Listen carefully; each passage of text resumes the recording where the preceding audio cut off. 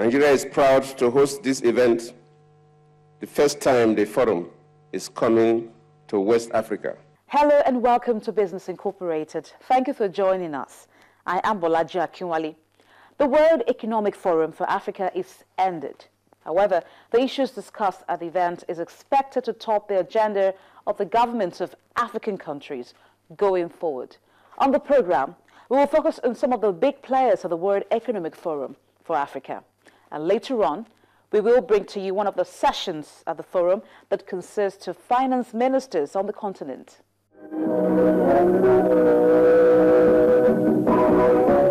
Hosting the World Economic Forum in Nigeria, I think, is a clear demonstration of the confidence the international community is having about Nigeria's economic progress.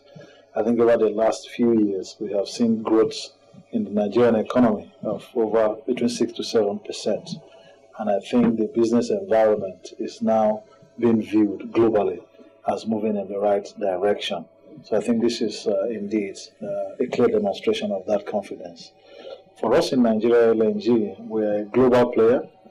We have our customers all over the world operating in an environment in Nigeria. And so for us, this is an opportunity to not only meet some of our relevant stakeholders, but for some of these stakeholders to also see the business environment in which we operate and the country in which we operate. I think the attention that the international community now has on Nigeria through the hosting of this forum brings quite a lot. It enables interaction between government, policyholders, business, private, and that interaction, I think, will be very useful for us in Nigeria.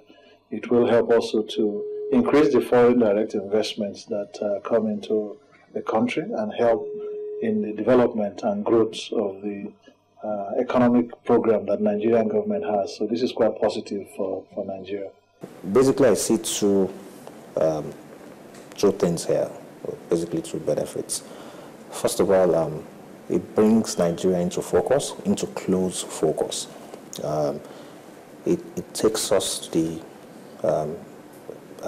economic center stage, where Nigeria will be viewed, or Nigeria will be seen from a perspective of being an economic giant. So that's the first thing. The second thing I also see is that it creates an opportunity for us to attract foreign direct investments into Nigeria. As a country, those are the things that we stand to benefit. For the oil and gas community, that is still a major contributor to our growth as a nation. So in this sector, the foreign direct investments that we expect to attract would come in terms of enhancing our capabilities in the downstream, along the entire energy chain. So we look at attracting foreign direct investments in terms of capabilities in the downstream. We look at the upstream, and we also look at refining. And when you combine all these three, you would see that we cannot overemphasize the benefits. Yeah, so that's number one. Number two, foreign direct investments in terms of investing in fertile gives us access to more funds. Africa is part of humanity's future now, as it was part of humanity's past.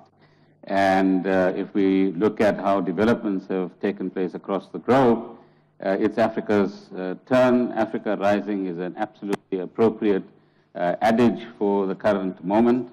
And there are more things going for Africa, including the kind of leadership both in terms of thought, but also in terms of political will that is emerging than going against Africa. What are the risks? Well, clearly Africa works and operates within a global context. So although we are witnessing a global recovery from the Great Recession, and the recovery has less risks than what we've had over the last few years, there are still unanticipated risks, if you like, in, for example, the European banking system, Secondly, quantitative easing and the tapering measures that the US Fed will still be taking.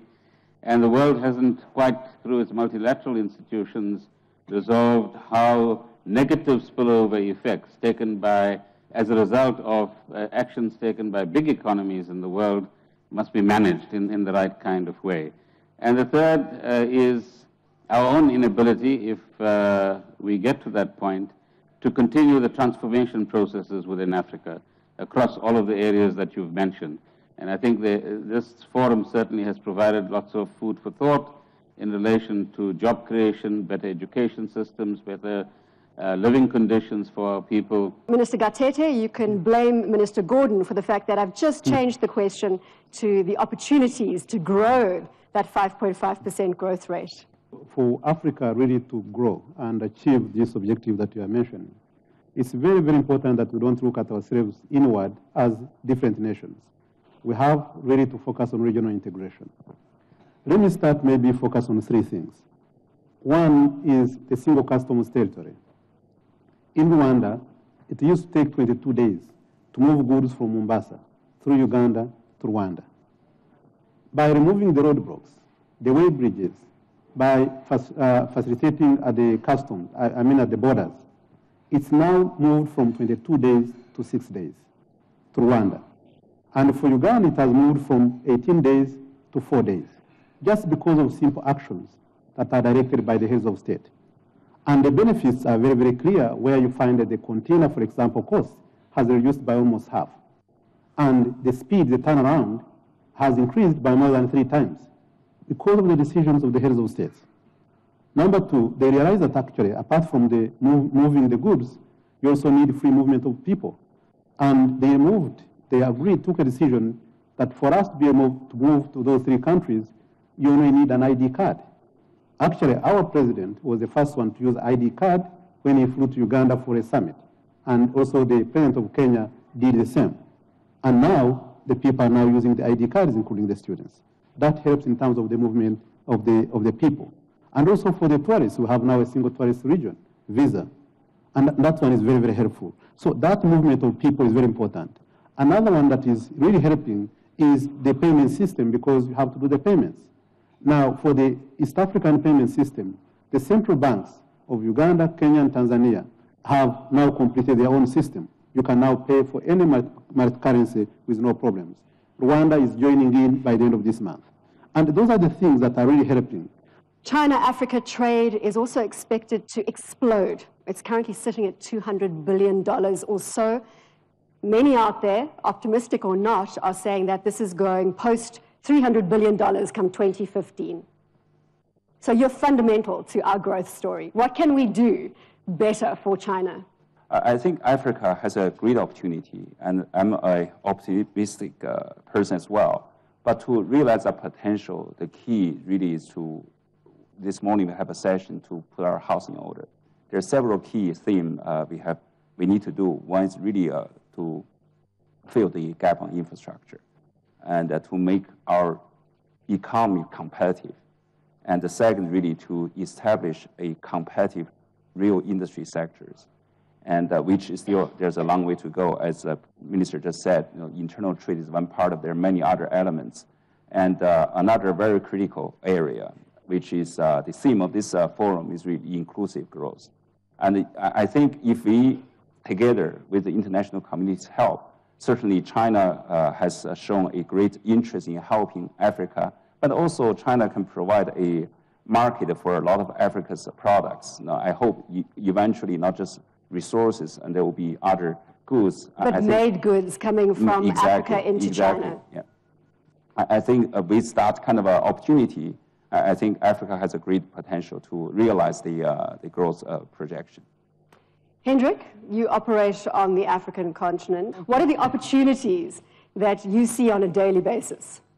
I mean, in fact, in the entire emerging world, the opportunity, Bronwyn, is that there are a large number of people, billions in fact, have been re-included in the global economy over the last 20, 25 years, and they now know it. They're electronically empowered. digitally empowered, and they willing and wanting to participate. Of course, there are many excluded which we need to get in.